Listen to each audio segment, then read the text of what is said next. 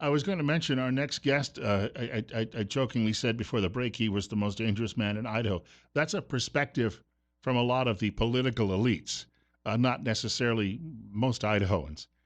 About 5 minutes after 8 o'clock, we're at 66. You're listening to Magic Valley this morning on 96.1 FM, News Radio 1310 KLIX, and newsradio1310.com. And I'm also going to say, since I'm transitioning from a guest named Humphreys to one named Hoffman, and I have occasionally senior moments, I'm going to remind myself sometimes I probably shouldn't be booking people with similar last names back to back, but we're going to try to keep this straight. Wayne Hoffman is joining us this morning, president of the Idaho Freedom Foundation, and Bill Colley with you until 10 a.m. as well. First of all, welcome back, sir. Hey, thanks. And it's okay, Bill. You only have to identify as somebody who remembers names. I do have some moments, and not quite as bad as a Joe Biden, though. Not yet, anyway. Probably still 20 years Good out. for you. Hey, speaking of names, a lot of people apparently, and it used to be, I suppose, just liberals who didn't like the work of the Freedom Foundation, but increasingly, you're getting under the skin of a lot of Republicans. And I used the word in a piece I wrote the other day for our website. In some ways, it's a straw man. In some ways, it's their new bogeyman. And you mentioned, I think the last time you were with us, you're over the target when you're taking flack. What's up with these people? Are they just trying to deflect from some potential criticism? Yeah, we've never targeted people based on political affiliations. So we've never said, oh, let's go after Democrats or let's go after Republicans. We go after statists. We go after socialists. So if you happen to be a Republican and you support bigger government, then you're not going to get a pass just because you have an R next to your name. And that's very different from the environment that Idaho Republicans have lived under, that operated under for the last 30 or 40 years. If you're a Republican, you're a conservative. If you're a Democrat, you're a liberal. We've said that's simply not true. And there's a world of difference between, say, Ron Nate in Idaho, in Rexburg, and I don't know, Fred Wood in Burley.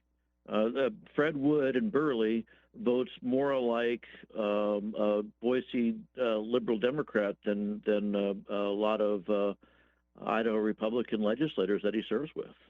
And some of the call it the angst that I'm reading, it clearly it's upsetting some of these people because they're trying to claim that the Freedom Foundation is wagging the dog now, and maybe they're misreading that at least that the popular views of a lot of Idahoans happen to be changing, and they're not quite aware of it, that the earth is changing under their feet. And sometimes I think because of that, they look to blame something, and you're the target at the moment. Yeah, and that's fine. I'd rather not be the target of anything, but I guess as a former boss of mine once said, no one kicks a dead dog. So if you're mad at us, then maybe it's because we're doing something meaningful. Look, we're in a fight to save our country, right? When we first started the Freedom Foundation 13 years ago, I just wanted to fix little policies here and there. I knew Idaho had a political problem where it was electing Republicans and maybe not getting as conservative a leadership as they thought they were getting. But in recent years, the problem is much more in focus. We're fighting to save our country from socialism, and socialism has crept into our state political system. You see it everywhere. You see it not only in our education system, but you see it in healthcare, you see it in criminal justice, you see it in our tax policies. It's everywhere. And we either can doing what we're doing, which is leading us down the road to socialism, or we can embrace the values that made our country the greatest country that has ever existed on the face of our planet. Which one do we want to do? And if that means calling people out for embracing socialism, then by golly, that's what we're going to do. And I think for a lot of us that who are on the sidelines observing all of this, the trouble really starts when people are campaigning and the rhetoric is the right rhetoric from a conservative standpoint.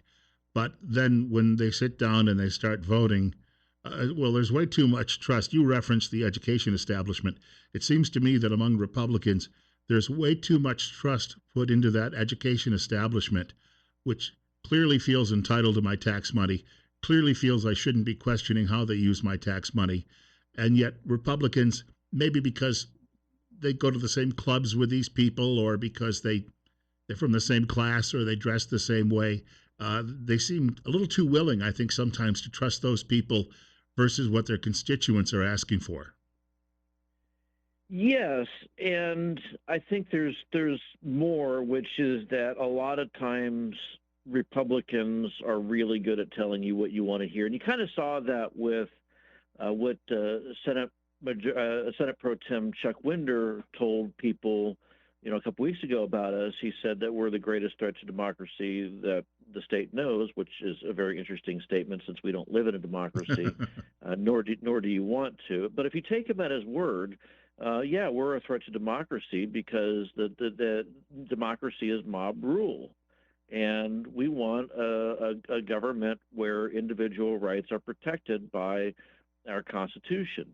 So if the mob says we want everybody to give up their guns, why the Constitution prevents that from happening. If the mob says we want you to surrender your First Amendment rights, well, the Constitution prevents that from happening. So I guess we are a threat to them. Well, and you look at the people But who agreed with him. You're talking people who, the newspaper editorial writers and the like. oh, sure, Yeah, they're not conservatives. they're not conservative. The other thing to note is that Chuck and then Jim Jones as well, who piled on, and now you need to go back and look whether Jim Jones has been a closet Democrat his entire life, or if this is something that's recently come upon him. He's served a lot of years in Idaho politics, so it makes you wonder. But they'll say, well, we Chuck will say, I vote for. I vote for pro-life. I vote to cut taxes. I vote to protect guns, and he does those things.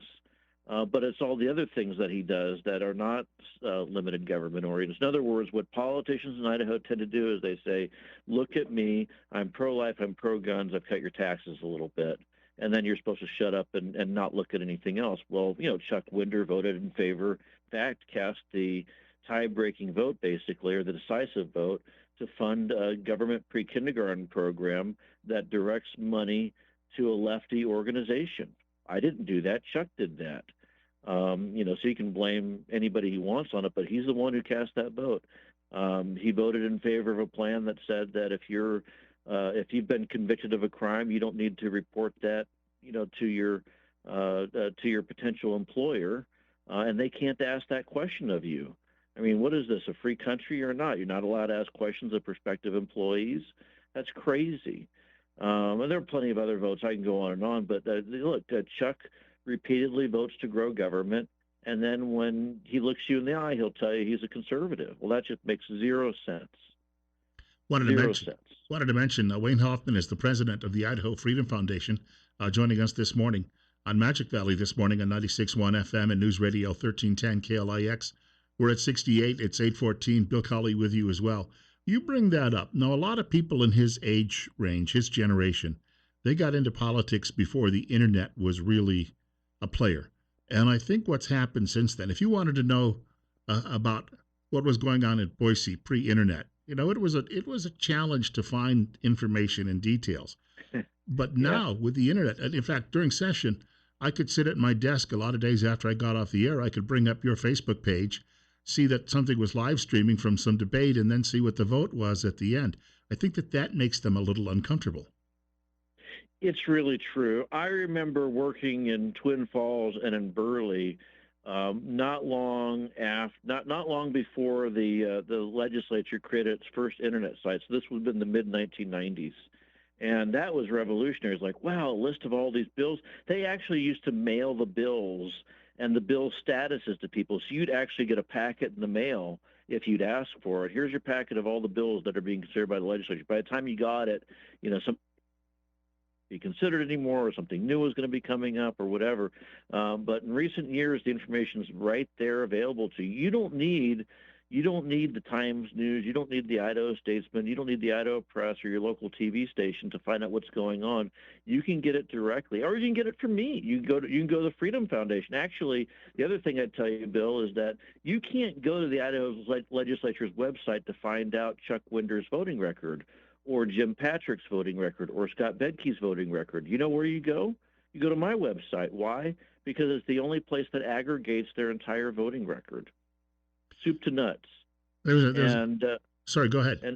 and so it's a powerful tool that people have now. So when they read something in the paper, or they get it from their local elected officials, they don't have to take the word of the media with their biases. They don't have to take the word of their elected officials. They can go somewhere else and find out the facts themselves. And what they're finding out, what your listeners and their constituents are finding out, is that their representatives and their senators are not as conservative as they've led on all these years. I can recall about a dozen years ago, I was living back east and speaking with in a state that was controlled by Democrats, speaking with a then, I believe, their House Majority Leader or Speaker. And he told me, he said, we would never get anything done if we had people looking over our shoulders all the time. And so it's a mindset that's not just Idaho. It seems to be afflicting government everywhere. It is. It absolutely, Bill. But it is the thing that I think people can easily attach on to in order to fix what's wrong in our country.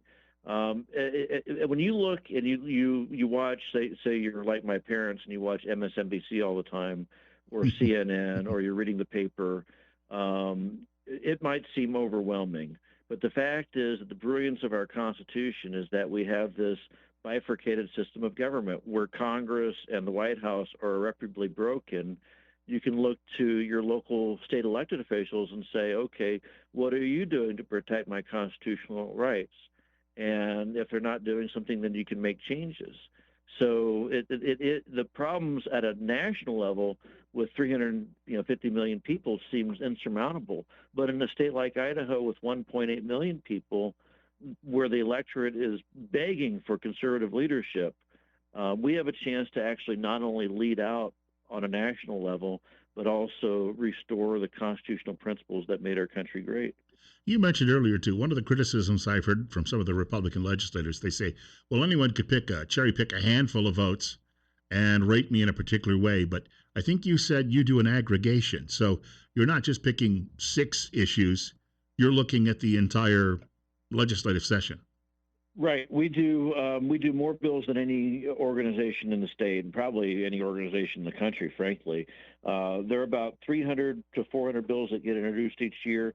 We'll evaluate about 250 of those. So there are some bills that don't really do anything. They're more ministerial, or they don't have any real effect on the free market or on our constitutionally protected rights. If you weed out all those and you have, say, 200, 250 bills left over, that's a lot. So if you're showing up on the Freedom Index as being, very favorable to big government, that's not based on 8 out of 12 votes.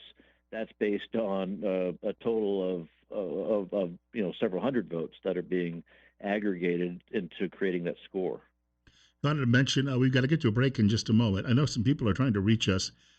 We might be able to take some calls, Wayne, after the break, if that's okay with you. Sure. I know some folks, the phone's been ringing pretty steadily the last 5 minutes. We've got Wayne Hoffman with us this morning, president of the Idaho Freedom Foundation. It is 67. Bill Colley with you as well. Coming up on 20 minutes after 8 on 96.1 FM, News Radio 1310 KLIX, and newsradio1310.com. And a quick note, tomorrow morning, just a couple of notes, Twin Falls County Sheriff's Office and Pastors Roundtable. All of those things coming up Thursday on KLIX.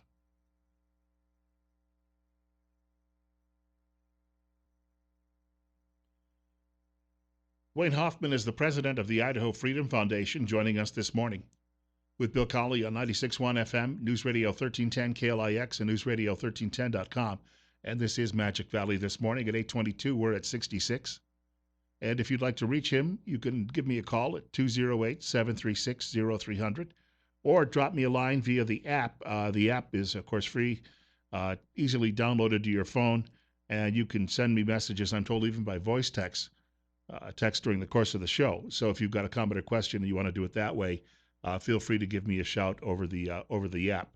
We were just talking in the last few minutes about rankings and rating systems and what people should know, and what I don't understand about all of the frothing at the mouth, I guess, for lack of a better way to put that, that's going on right now with some of these establishment people, uh, short of trying to round you up and put you in jail to silence you or break all of your equipment. What do they think they're going to get out of doing this? Well, I mean, they want to. The first, they want to marginalize us. They want to make us sound like extremists. That's what their intent is. Is they want to say, pay no attention to the Idaho Freedom Foundation because they're a bunch of crazies. People who believe in limited government and constitutional principles and stuff. They're just crazy. Pay no attention. That's one. I also think they're hoping to make our donors go away. We have 3,000 donors throughout Idaho. And of course, we've got a lot of people who are moral supporters, who otherwise can't afford to support us financially. But they're hoping to get those people to walk away. And that's what they would need in order to stop us from doing what we're doing. Hasn't worked because every time Chuck Winder says, the Idaho Freedom Foundation is a threat, or Jim Jones says the Freedom Foundation's crazy and rotten, irresponsible, or Steve Harkins pipes up, as Steve Harkin tends to do, people start taking a look at what we are actually about.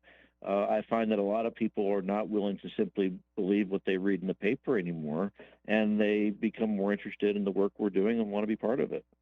And in many ways, when you think about the cutbacks we've had in newsrooms, the work you're doing, you might be doing it more in-depth research. We are. Well, I mean, just take, for example, the critical race theory stuff. Take that issue, for example, because it's really important. You find that the media are reporting over and over again that there's no evidence of indoctrination taking place in the kindergarten through 12th grade system or in the higher education system.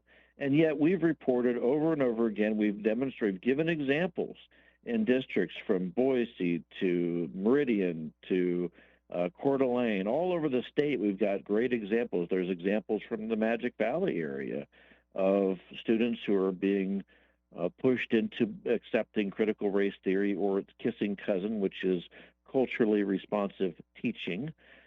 Social justice indoctrination is baked into the state's administrative rules for the education system, and so on. So it's not as if we've just made this up, and yet the media keeps saying that. So you basically can't trust the leftist media anymore, if you ever could. I mean, I was in the media, so I like to believe when I was in the media in the late 80s or up through about 2005 that I was actually reporting the truth. Today, when you pick up the paper, you can't trust them. They're telling you it's not taking place. So we fill a void by actually demonstrating what's taking place in your kid's schoolroom. And it's making a difference, I think.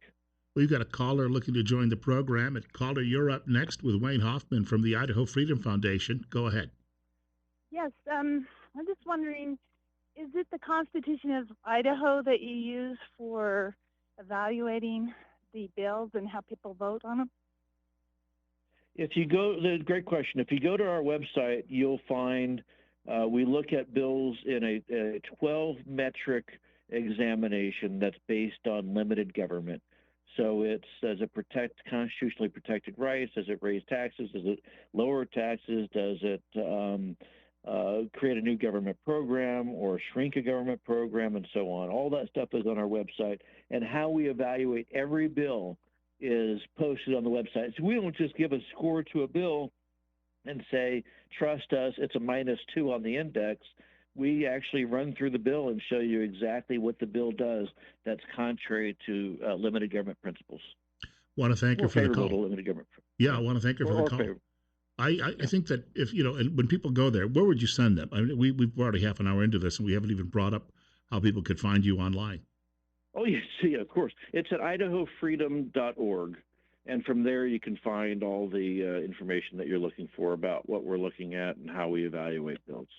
Yeah, when you referenced earlier that the research you're doing versus what you see now in most news organizations, we've got to remind people that that you're running a not-for-profit. I mean, this is it's not like you're selling subscriptions. Right. That's not going on.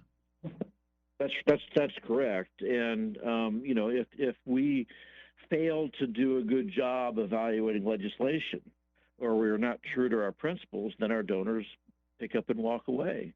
So we try to be consistent in our evaluation of legislation, not only because it's important for legislators to know what they're voting on, important for their constituents to know what they're voting on, because somebody has to provide a consistent review of whether a bill or a proposal is pro-limited government or anti-limited government.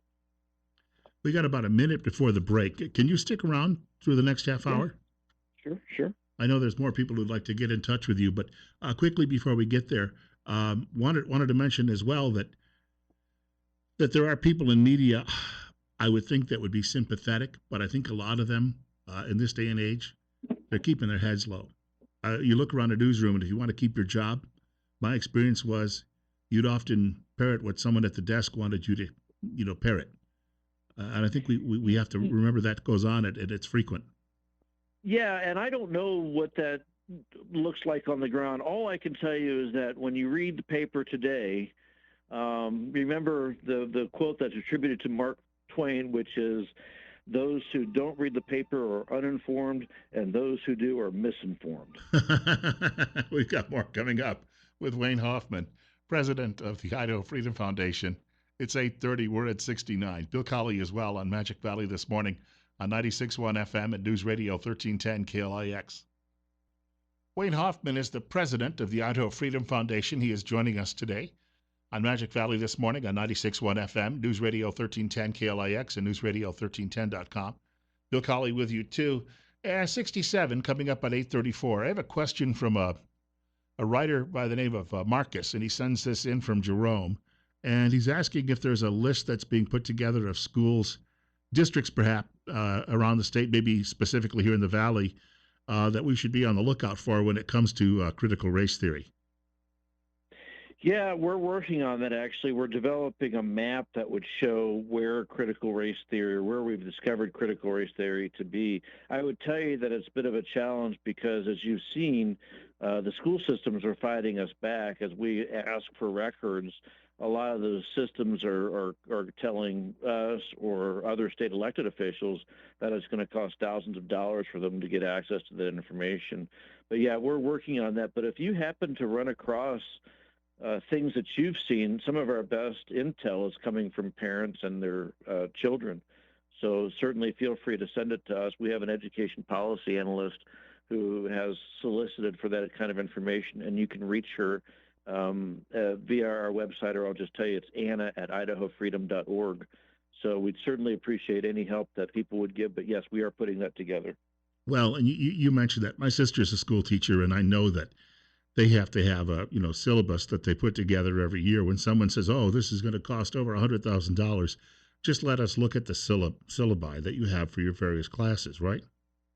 Exactly, and unfortunately, some school districts are playing this game where there's like, well, critical race theory? We've never heard of that. Tell us more about this critical race theory of which you mentioned. And they're playing dumb, and they're claiming they don't have any records that back up, when we actually try to find the information. So it's a bit of a challenge to get correct and direct information from the local school districts, but we are working on it. There's a point, I've seen court cases in these situations where governments will say, "Oh, this is going to cost you a fortune," but it turns out that generally the courts tell them, "Hey, cut the baloney and just provide the information." Yeah, absolutely. But, you shouldn't have to go to court to get public record, and you shouldn't have to fight with a school district to find out what your kids are learning. And if that's the way they're going to play it, it only makes a further commentary on my statement that the government should not be in the education business. But that's another fight for another day. The fact of the matter is that parents are rightfully concerned about what their kids are being taught in the public schools and in their colleges and universities. We have another caller with us. Caller, you're up next. You're on the air with the Idaho Freedom Foundation on KLIX. Go ahead. Good morning, Bill. This is Pesky Pete. Yeah. Hey, I just want to thank Wayne and his organization just for helping us just put all these policies into realistic perspective. I think they do a great job with their research, with all the efforts they put in. So Idaho is well informed. So I want to thank him for that.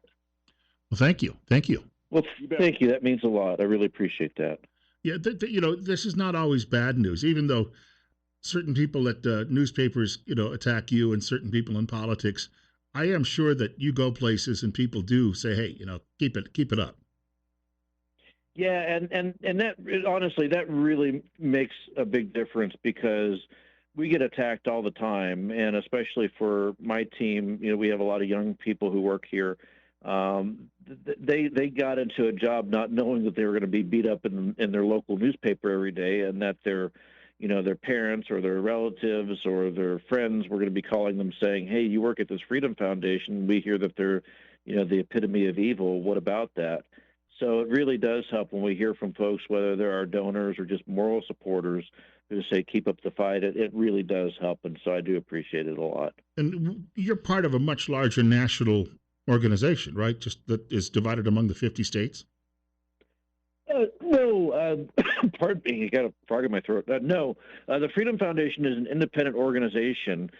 We do work with there are conservative think tanks in other states, and we do talk to one another. And they're part of an umbrella of or a family of organizations called the State Policy Network, but they all operate independently.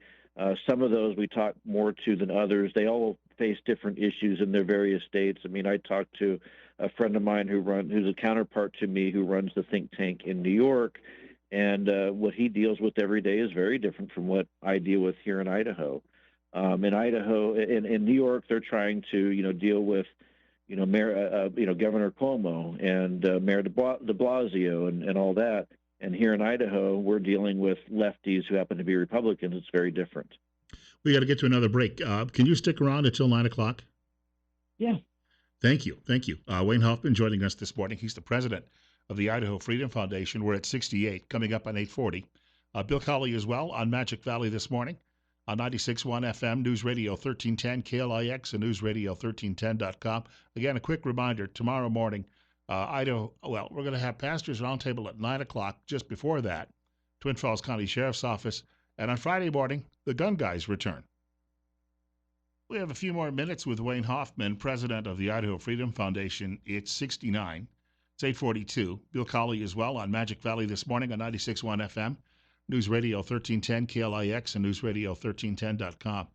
One of our previous callers, Wayne, a few weeks ago or a week ago or so, he was identified. Marty, is it Trilhass, who writes for the Lewiston Tribune, and often Marty. Mm-hmm. Often misquotes people. A friend of mine actually gave some testimony at the legislature one day, and the quote that was attributed by Marty to my friend turned out to be nothing that was even in the record of what happened that day. But he referred to one of our previous callers this morning as an acolyte. He said, appears to be an acolyte of the Idaho Freedom Foundation. And I thought, well, better than a sycophant of the left, I suppose. But just my thinking was, okay, and so what? I guess because they feel that perhaps they travel in such a small bubble. If you're in Lewiston, you're probably also hanging around with a lot of professors in Moscow because it's not far away. And if you're in Boise, and we talked in one of the breaks earlier about people who they believe that all of their circle of friends at Boise State University are reflective of the general population. And I just think sometimes when they say these things, their friends that they associate with go, yeah, that's the way to tell them. But that most people, if they see someone's an acolyte of the Idaho Freedom Foundation, it doesn't have the same impact. Yeah, and what's funny is that if you're an acolyte of whatever that means, of the Idaho Freedom Foundation, it just means that you happen to support constitutionally protected rights, that you believe government should be limited, which is exactly part of the foundational principles of our country. So if you are somebody who believes that government should solve all your problems, you're actually on the other side of the principles that our country was founded on. So which one of us is crazy? I remember a conversation I had some years ago with Randy Staples, and he was telling me that the elections that were coming up, this might have been 2016, that were going to take place in the Panhandle, he was saying, he said, people there, they don't really like these type of Republicans. This is not what they're really like. So after the election, when the people that he was criticizing came away with what, 75, 78% of the vote, I said, are you sure that you got a good handle on what's going on in the Panhandle? Of Yeah. course, he's in coastal Oregon.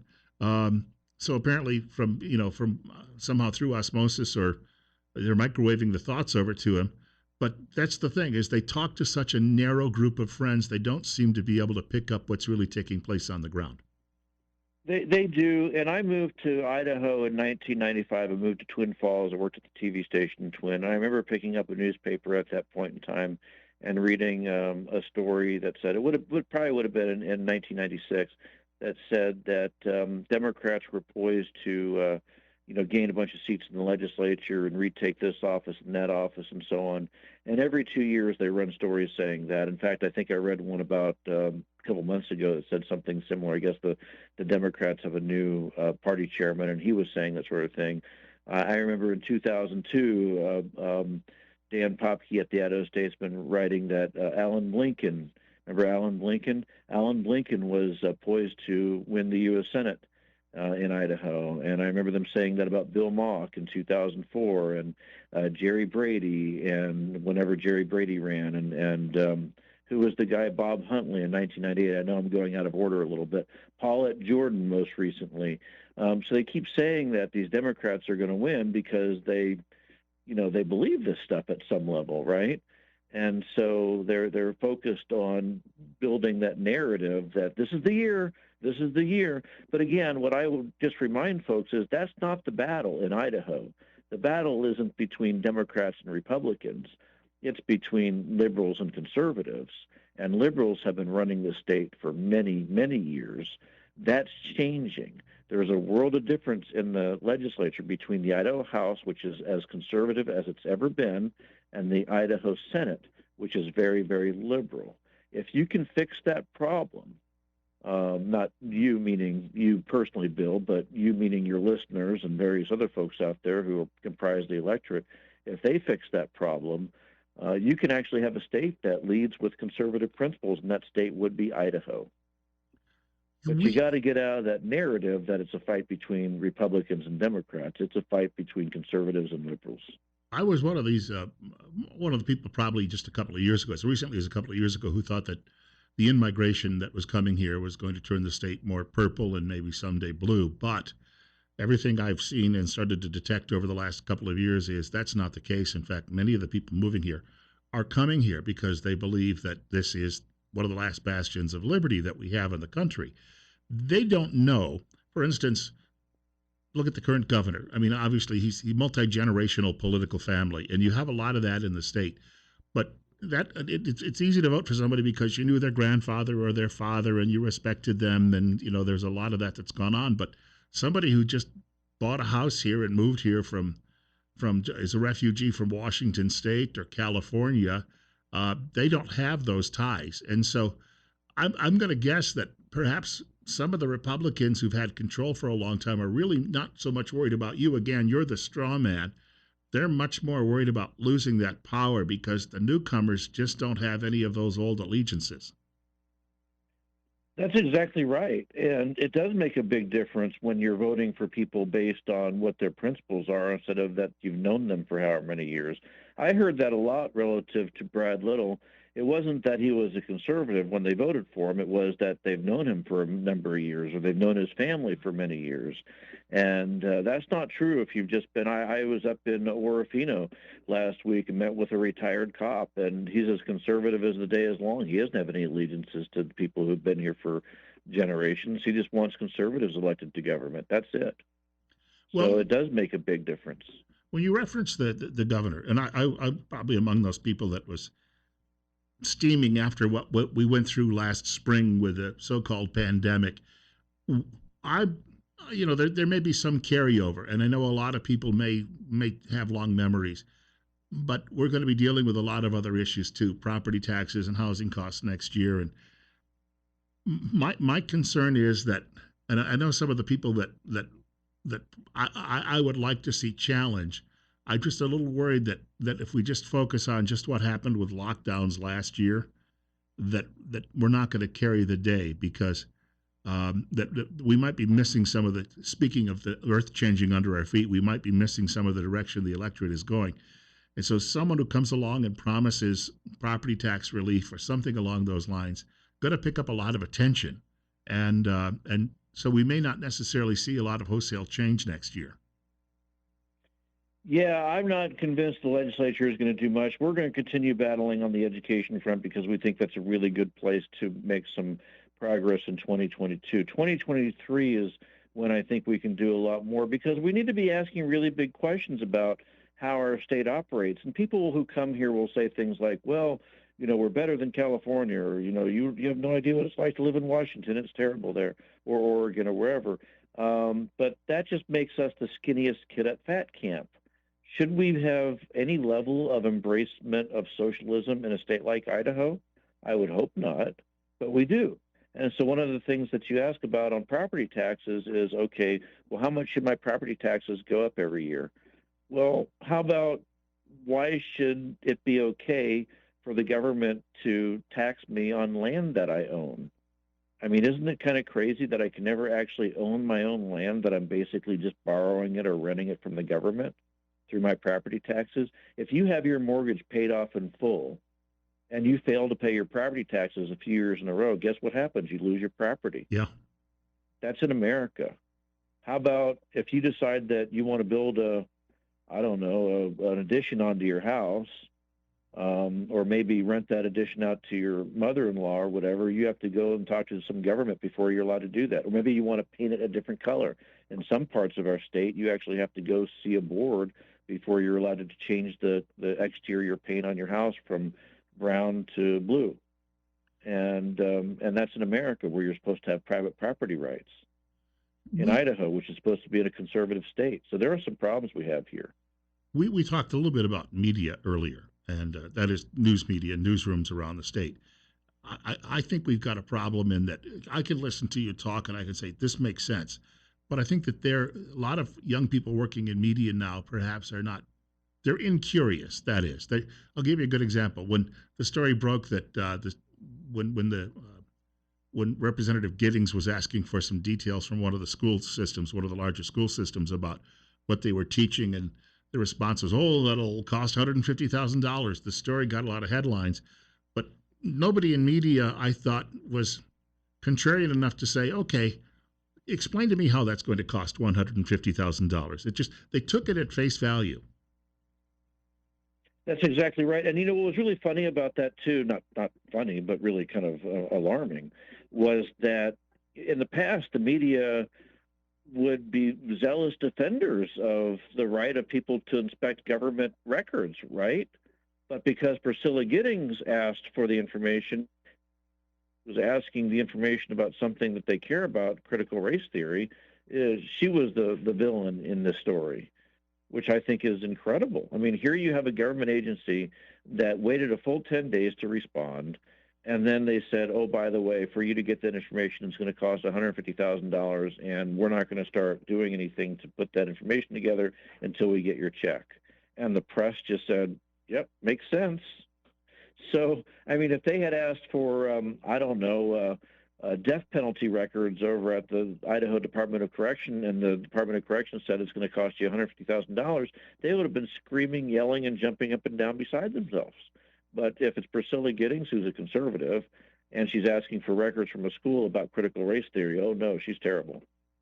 Yeah, interesting, isn't it? Yeah, and I think that, we were talking during one of the breaks off air. A lot of these people in newsrooms any longer have moved from, I think, just being mildly liberal, which they were 30 years ago, to being redistributionists. And so when they hear you talk, they just, the hairs go up on the back of their neck, because they've developed a view. It's almost like the critical race theory people.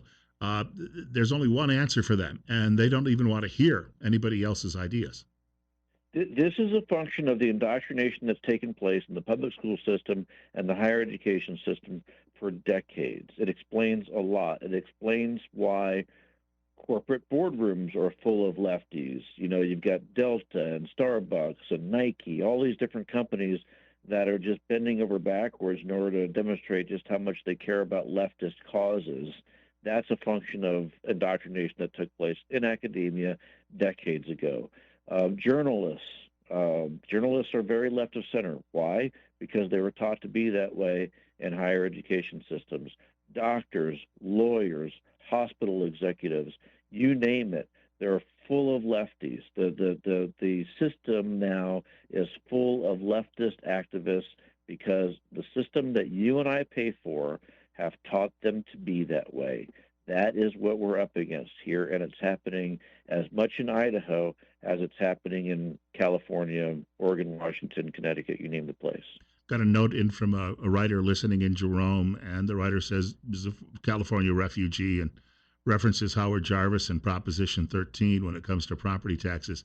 Uh, at the time, people said 45 years ago or whatever, when that took place, that simply will be unworkable. It's still in place today, from what I believe. It is, but again, and Proposition 13 certainly did a lot, and I don't dispute that, and there are folks who want to apply that here.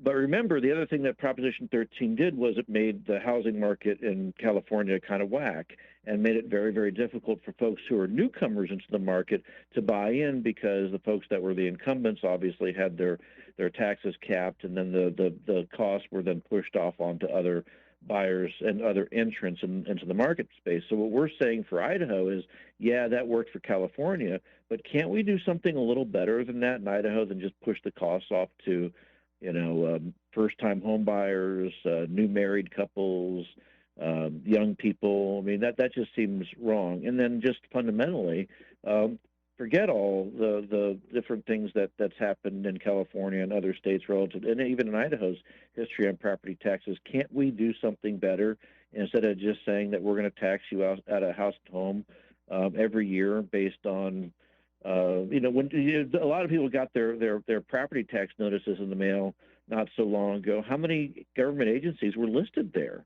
10? Yeah. That you're paying property taxes to? Look, I pay attention to politics. That's like 50 people that I vote for. 50. How in the world can I possibly hold those folks accountable? And the same things happened in California and other states. So they basically pass off the responsibility onto other players, other participants, and then no one's responsible for rising property taxes. That's why I say just get rid of property taxes. Yeah, there's got to be some sort of mosaic of other taxes, user fees, and the like they could come up with, and maybe even start thinking about strangling government just a little bit. Exactly, and that's the thing that I want to see us get to, is not just figure out a way for somebody else to pay the bill, but maybe just not have that bill anymore, because government is just doing too darn much, and as a result, it's eating folks out of house and home. It's destroying the economy. It's destroying people's livelihoods. It's destroying families, and destroying businesses. And we don't even talk about that. We just pretend it's just a natural thing, and it's not. Wayne Hoffman, I got to say thank you and let you go. You've been very generous with time this morning. I thank you for that.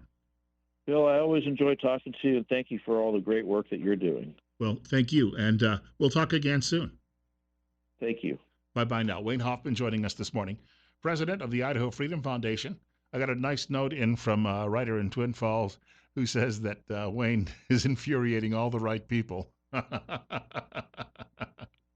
Got to share that one quickly. We're at 69, coming up on 8:59. One more hour of Magic Valley this morning still ahead. Bill Colley with you until 10 a.m. on 96.1 FM and News Radio 1310 KLIX.